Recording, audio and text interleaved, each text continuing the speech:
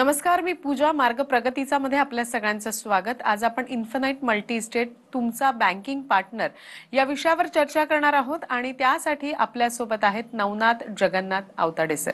सगळ्यात आधी कार्यक्रमामध्ये आपण त्यांचं स्वागत करू आणि मग चर्चेला सुरुवात करू. सर, सगळ्यात आधी कार्यक्रमामध्ये आपलं मनपूर्वक स्वागत. नमस्कार. तर चर्चेला सुरुवात करण्याआधी सरांची मी तुम्हाला थोडक्यात ओळख करून देते. सरांबद्दल बोलायचं झालं तर infinite multi estate cooperative society limited Pune या संस्थेचे संचालक म्हणून अनेक वर्ष सर कार्यभार पाहत आहेत. Infinite multi state credit cooperative society limited ही पुणेपुरती मर्यादित न राहता त्यांनी आपलं कार्यक्षेत्र हे संपूर्ण महाराष्ट्र आणि कर्नाटक इथपर्यंत पसरवलेलं आहे. सरांचं पदवीधर शिक्षण SP कॉलेज पुणे आणि MBA हे MIT कॉलेज पुणे इथून त्यांनी पूर्ण केलेलं आहे. सर्वसामान्य लोकांचं जीवनमान उंचावणं, त्यांची आर्थिक व सामाजिक परिस्थिती सुधारणं तसंच स्वावलंबी आणि स्वाभिमानी समाज निर्मितीसाठी सन 1998 पासून सरांनी स्वतःला समाज कार्यामध्ये झोकून दिलेलं आहे. व्यवसायामध्ये अनेक चढउतार आणि नुकसान होऊन सुद्धा पुन्हा नव्या जोमानं व उमेदीनं काम करून अनेकांच्या आयुष्यामध्ये आनंद पेरण्याचं काम सुद्धा सरांनी केलेलं आहे. तसंच इथवर न थांबता अर्थसाक्षरता कार्यक्रमाच्या माध्यमातून हजारो लाखो लोकांच्या आयुष्यामध्ये आर्थिकदृष्ट्या आमूलाग्र बदल घडून आणलेला आहे व त्यांचा सामाजिक स्तर उंचवण्याचं काम सुद्धा केलेलं आहे. सामान्यातील सामान्य माणूस सुद्धा बचत आणि गुंतवणुकीच्या माध्यमातून असामान्यत्व प्राप्त करू शकतो हे वेगवेगळ्या प्रयोगामधून त्यांनी सिद्ध करून दाखवलेले. यापुढील भविष्यवेध म्हणजे करोडो लोकांचं जीवनमान बदलण्याची जिद्द आणि त्यांना आत्मनिर्भर करण्याची महत्वाकांक्षा ठेवून अविरतपणे झटण्याची मानसिकता ठेवून नवनाथ सर सध्या कार्यरत आहे आणि ही सामाजिक बांधिलकी व जबाबदारी म्हणून नवनाथ सरांनी अंगीकारली आहे. समाजातील आर्थिक दुर्बल व्यक्ती आणि समुदायाचं सक्षमीकरण करणं व त्यांच्या आयुष्यामध्ये समाधानाचा, आर्थिक स्वातंत्र्याचा आनंद पेरणं या प्रेरणेतून काम करताना आत्मिक संतुष्टी मिळते. याच सोबत सामाजिक जबाबदारी म्हणून वृद्धाश्रम, अनाथाश्रम, वृक्ष बँक इत्यादी उपक्रमांना हातभार लावण्याचं कार्य नवनाथ सर करत आहेत आणि त्याबद्दल ते स्वतःला तर फार भाग्यवान समजतात आणि त्यांनी इतर काय काय कार्य केलेली आहेत ते सुद्धा आपण त्यांच्याकडनं लगेचच जाणून घेऊया. सर, सगळ्यात पहिल्यांदा मला प्रश्न विचारायचा आहे की इन्फिनाइट मल्टी इस्टेट ही संस्था खरं तर सुरू करावी असं तुम्हाला सगळ्यात आधी का वाटलं, याबद्दल काय सांगता येईल? खरं तर बँकिंग हा माझा प्रांत नाहीये किंवा माझं त्या पद्धतीचं कुठल्याही प्रकारचं एज्युकेशन नव्हतं. पण व्यवसाय करत असताना मला जे काही अनुभव आले त्या अनुभवातून मला एक गोष्ट लक्षात आली की सामान्य लोकांना जर बचत आणि गुंतवणुकीचे धडे जर प्रॉपर दिले तर त्या लोकांचं जीवनमान चेंज होऊ शकतं. म्हणजे बचत करणं आणि गुंतवणूक करणं हे एका नाण्याच्या दोन बाजू आहेत, पण सामान्य लोकांना त्याचं महत्त्व लक्षात येत नाही किंवा बचत आणि गुंतवणुकीतला फरक सुद्धा कित्येक वेळा लक्षात येत नाही.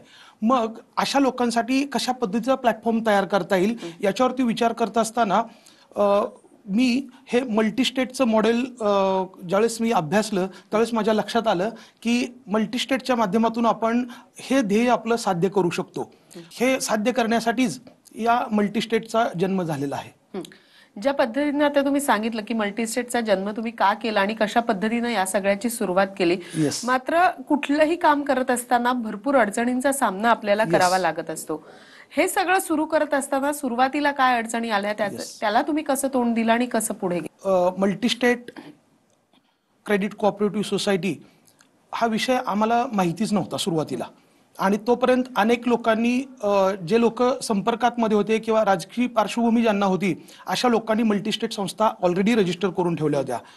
पण मला तर स्वतःला या बँकिंग सेक्टरमध्ये काम करायला सुरुवात करायची होती.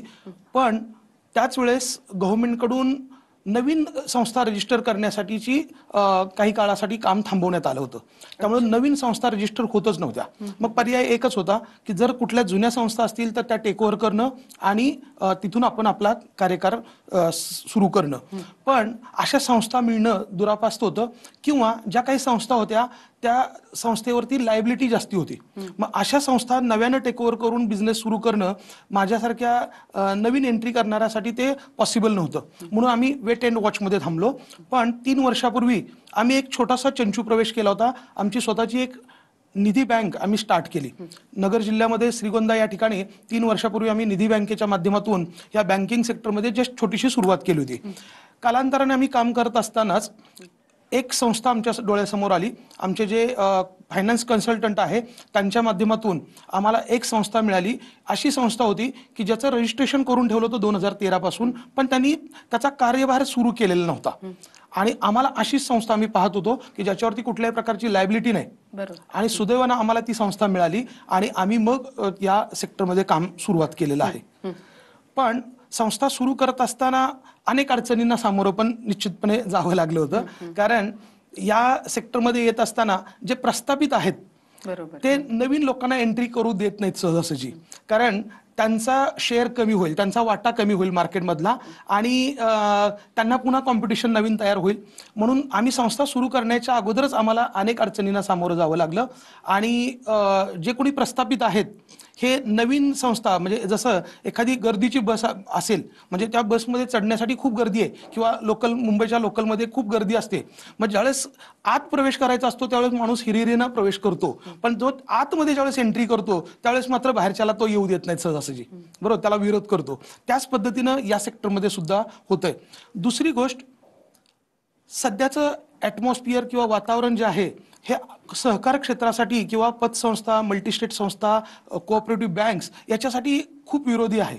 कारण मागच्या 8-10 वर्षामध्ये अनेक संस्था बंद पडलेल्या आहेत, अनेक पतसंस्था, मल्टीस्टेट संस्था डबघाईला आलेल्या आहेत, अनेक कोऑपरेटिव्ह बँकांवरती सुद्धा केंद्र सरकारनं कारवाई केलेली आहे. म्हणजे खरं तर ही एंट्री करण्यासाठी विपरीत परिस्थिती आहे. पण तरी सुद्धा आम्ही निश्चय केलेला आहे की आपण अशा विपरीत परिस्थितीमध्ये सुद्धा एंट्री करून आपण आपलं सक्सेस करून दाखवू शकतो. आता तुम्ही सांगितलं की कशा अडचणींवर मात करून तुम्ही पुढे गेलात आणि आज तुम्ही इतके पुढे आलेला आहात. पण सगळ्यात महत्वाचा हा प्रश्न आहे की या संस्थेचं नाव इन्फानाइट ठेवावं असं तुम्हाला का वाटलं आणि का ठेवलं? इथं ज्या असणाऱ्या संधी आहेत त्या अनंत संधी आहेत, अमर्याद आहेत आणि अथांग आहेत. म्हणजे अनलिमिटेड पॉसिबिलिटीज या ठिकाणून या बिझनेसच्या माध्यमातून किंवा या संस्थेच्या माध्यमातून तयार होऊ शकतात. Unlimited opportunities and endless possibilities हे दोन जे शब्द आहेत, या शब्दाच्या भोवती मागच्या 30 वर्षापासून जो काय मी बिझनेस करतोय तो बिझनेस करत असताना हे दोन गोष्टी मी कायम लक्षात ठेवल्या होत्या की आपल्याला अनलिमिटेड ऑपॉर्च्युनिटी कुठे तयार होतील आणि एंडलेस पॉसिबिलिटी पण तयार झाल्या पाहिजेत. तर या संस्थेच्या माध्यमातून त्या गोष्टी होऊ शकतात आणि जो कुणी सभासद म्हणून आपल्या संस्थेबरोबर जोडला जाईल त्याला सुद्धा अनंत संधी आपल्या या संस्थेच्या माध्यमातून आपण उपलब्ध करून देऊ शकतो. केवळ त्यासाठीच आपण हे इन्फानाइट नाव आपण या ठिकाणी आपल्या संस्थेसाठी दिलेलं आहे. त्याचबरोबर दुसरा संदर्भ याचा असा आहे की आपण या पृथ्वी तलावरती राहतोय. आपण ज्या पद्धतीनं जर भूगोलाचा विचार केला तर हे ब्रह्मांड अनंत आहे, याचा प्रसार अनंत झालेला आहे. आणि आपण अंतर्मनामध्ये जर कधी आपण झाकून पाहिलं तर आपल्या अंतर्मनाचा सुद्धा आपल्याला थांग पत्ता लागू शकत नाही. अंतर्मनात जेवढं तुम्ही डोकावाल तेवढं तुम्हाला अनंत अशीच प्रकारची प्रचिती येऊ शकते. आणि ह्या गोष्टीमुळेच आम्ही या संस्थेचं नाव infinite multistate credit cooperative society असं ठेवलेलं आहे. नक्कीच, ज्या पद्धतीनं सांगितलं की तुम्ही हे नाव का ठेवलं की अनंत या अर्थाने तुम्ही हे नाव सजेस्ट केलेलं आहे तुमच्या या संस्थेसाठी. तर मला असं विचारायचंय तुम्हाला, तुम्ही इतर क्षेत्रामध्ये तर चांगलं काम करतच आहात, मग या क्षेत्रामध्ये उतरावं असं का वाटलं? काय होती तळमळ या क्षेत्रामध्ये उतरायची, काय सांगू? मी मागच्या 30 वर्षापासून वेगवेगळ्या व्यवसायाच्या माध्यमातून, बिझनेसच्या माध्यमातून लोकांपर्यंत पोहोचण्याचा प्रयत्न करत आहेच. पण सर्वसामान्य लोकांना जर मालक बनवायचं असेल तर ही सहकारामध्येच ती शक्यता आहे. कुठलीही सहकारी संस्था ही सभासदांच्या मालकीची संस्था असते. बाकी कुठलेही बिझनेस करत असेल ते वैयक्तिक बिझनेस असतात. पण त्या ठिकाणी मला कायम असं वाटत होतं की आपल्याबरोबर जोडला गेलेला प्रत्येक व्यक्ती हा आपल्या व्यवसायाचा भागधारक असला पाहिजे, तो शेअर होल्डर असला पाहिजे आणि त्याचबरोबर त्याला काही अंशी मालकत्वाची हक्क त्याला प्राप्त झाला पाहिजे. त्याचबरोबर महाराष्ट्र हा सहकारासाठी ओळखला जातो. महाराष्ट्राचं जे स्ट्रॉंग पॉईंट आहेत त्याच्यामध्ये सहकार हा महाराष्ट्राचा सगळ्यात मोठा स्ट्रॉंग पॉईंट आहे. आज महाराष्ट्र जे आघाडीचं राज्य आहे ते केवळ सहकारामुळे आहे. म्हणजे सुरुवातीपासूनच आपल्या देशामध्ये ज्यावेळेस सहकारी चळवळ सुरू झाली त्याची मुहूर्तमेढ महाराष्ट्रामधून लावली गेली. सुरुवातीचे जे सहकार क्षेत्रामध्ये काम करणारे जेवढे पण पुढारी होते हे खऱ्या अर्थानं ते पुढारी नव्हते तर सहकारी चळवळीचे ते जनक होते. जसं वैकुंठराव मेहता वैकुंठ मेहता, त्याचबरोबर धनंजयराव गाडवीळ, त्याचबरोबर पद्मश्री विठ्ठलराव विखे पाटील, या अशा लोकांनी जे विजनरी होते, त्यांनी समाजाला काहीतरी आपण देणं लागतोय किंवा समाजासाठी आपण काहीतरी केलं पाहिजे, या विचारातून त्यांनी ही सहकार चळवळीची मुहूर्तमेढ महाराष्ट्रामध्ये रोवली होती. त्याच गोष्टींचा आदर्श घेऊन आम्ही पुढे जातोय. जर महाराष्ट्रामध्ये ज्या संस्था आपण पाहतोय, खरं तर वेगवेगळ्या सेक्टरमध्ये आहेत. बँकिंग सेक्टर असेल, सहकारी साखर कारखाने असतील, किंवा सूतगिरणी असतील, किंवा दूध संघ असतील, हे सगळे जेवढे पण मोठमोठे व्यवसाय आहेत, हे सहकाराच्या माध्यमातूनच विकास झालेला आहे. बरोबर. मग बँकिंग सेक्टरमध्ये ज्या पद्धतीनं कॉस्मॉस कोऑपरेटिव्ह बँक ही पुण्यातली बँक आहे, जिला 110 वर्षाहून जास्ती वर्ष सक्सेसफुली झालेले आहेत. त्याचबरोबर सारस्वत बँक आहे मुंबईमधली. बरोबर. तर या सगळ्या सहकारी संस्था असून सुद्धा आज एक आदर्श निर्माण करता येईल अशा पद्धतीचं त्यांनी कामकाज सुरू केलेलं आहे. आणि म्हणून आम्ही विचार केला की जी आपल्या राज्याची पार्श्वभूमी आहे किंवा आपल्या इथे सहकार चळवळ तळोगाळात रुजलेली आहे, मग त्याच चळवळीबरोबर आपण सुद्धा पुढे काम करावं, या उद्देशाने आम्ही सहकार क्षेत्रामध्ये सुरुवात केलेली आहे. नक्कीच. तुमच्या या संस्थेचा सामान्य माणसाला कशा पद्धतीनं फायदा होणार आहे याबद्दल आम्हाला तुमच्याकडनं जाणून घ्यायचंय. मात्र इथे का छोट्याशा विश्रांतीची वेळ झाली आहे, लगेचच भेटतोय. तुम्ही कुठेही जाऊ नका, पाहत रहा TV9 मराठी.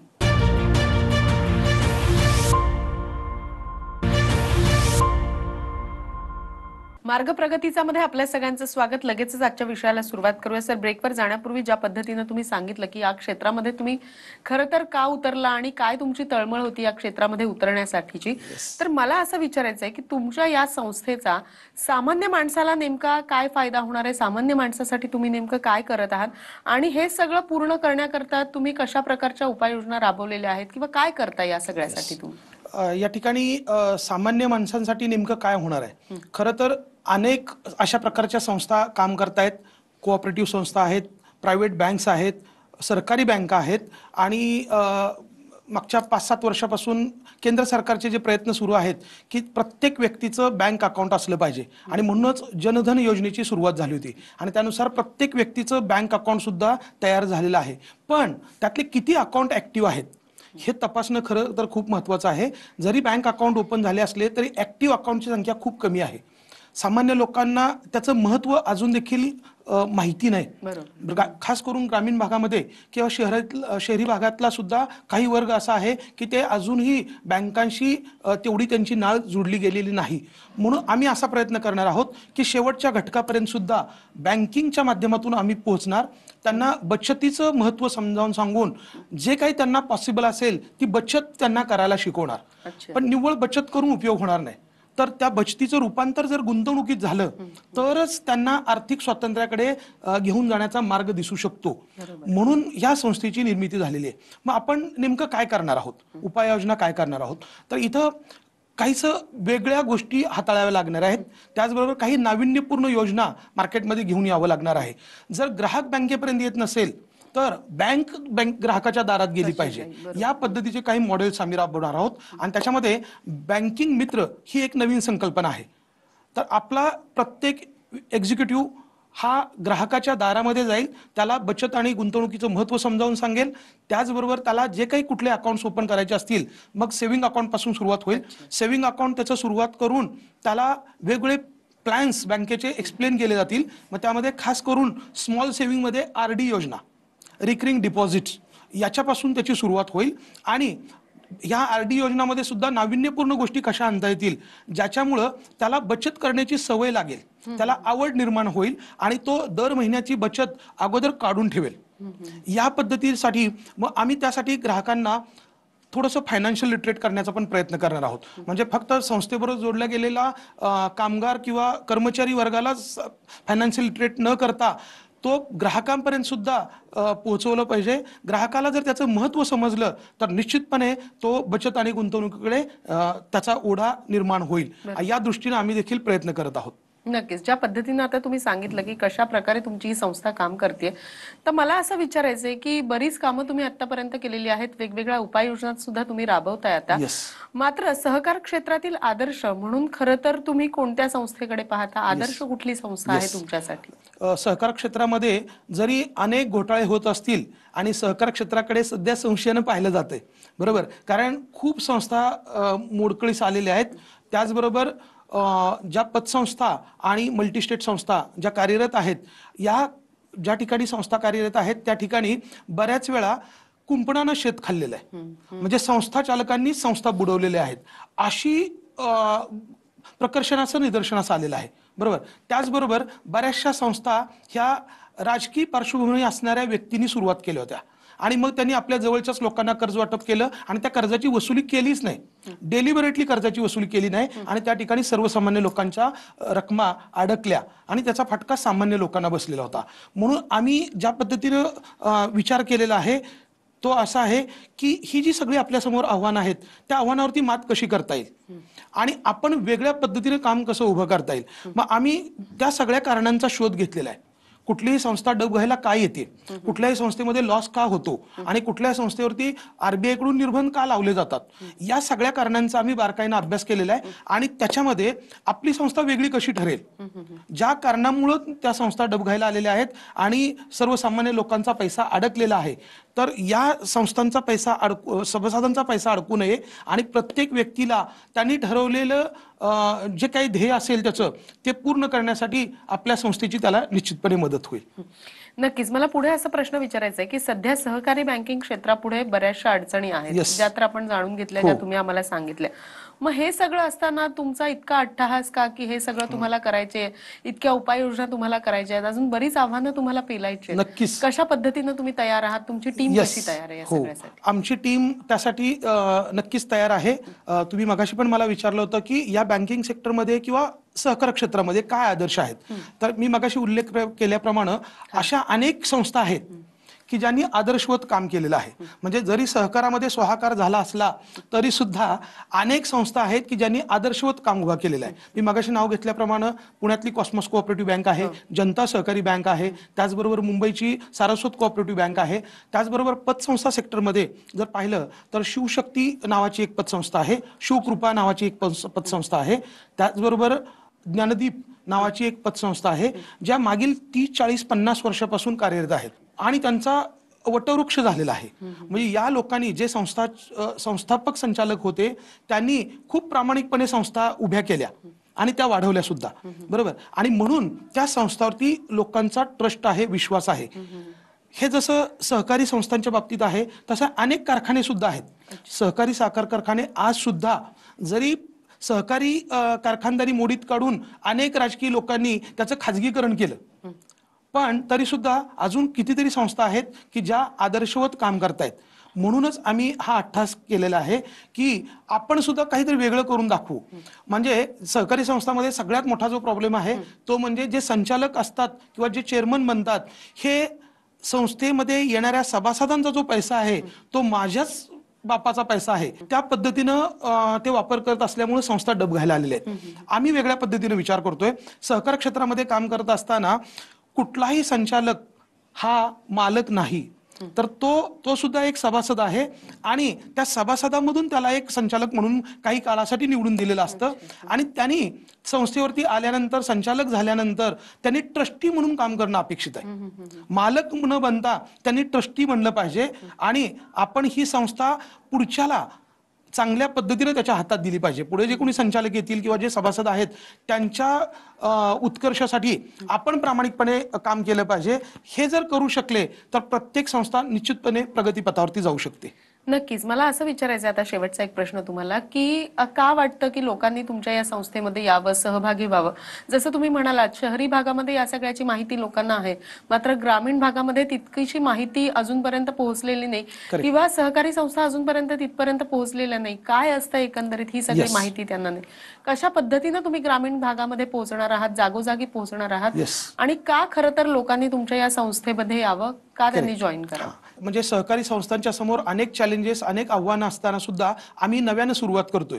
त्याचं सगळ्यात मोठं कारण आहे सध्याचं जे केंद्र सरकार आहे हे सहकारामध्ये ज्या काही पूर्वी अप्रवृत्ती आलेल्या होत्या किंवा ज्या पद्धतीनं चुकीच्या पद्धतीनं व्यवसाय झालेला होता त्याच्यावरती अंकुश ठेवून इथून पुढे सहकाराचं चांगल्या पद्धतीनं सर्वसामान्य लोकांपर्यंत कसा पोहोचेल या दृष्टीनं केंद्र सरकार प्रयत्न करतंय. आणि म्हणूनच केंद्र सरकारने वेगळं मंत्रालय तयार केलेलं आहे, सहकार मंत्रालय तयार केलेलं आहे. आणि केंद्र सरकार चांगल्या पद्धतीने काम करणाऱ्या संस्थांच्या पाठीमागं खंबीरपणे उभे आहे. आणि म्हणूनच आम्ही अशा पद्धतीनं वादळामध्ये दिवा लावण्याचा प्रयत्न करतोय. आणि आम्हाला खात्री आहे की आम्ही जो प्रयत्न करतोय तो 100% आमचा यशस्वी होणार आणि सामान्यातल्या सामान्य लोकांपर्यंत चांगल्या पद्धतीची सेवा देण्याचं काम निश्चितपणे आम्ही करू. नक्कीच. तुमच्या या संस्थेसाठी आमच्या TV9 कडनं तुम्हाला खूप खूप शुभेच्छा आणि त्याचप्रमाणे तुमची ही संस्था खूप मोठी व्हावी अशी सुद्धा आमची इच्छा आहे. सर, तुम्ही इथे आलात आणि तुमच्या संस्थेबद्दल इतकं छान बोललात त्याबद्दल आपले मनपूर्वक आभार. धन्यवाद. मार्ग प्रगतीचा मध्ये आज आपण इथेच थांबतोय. तुम्ही मात्र कुठेही जाऊ नका. पाहत रहा TV9 मराठी.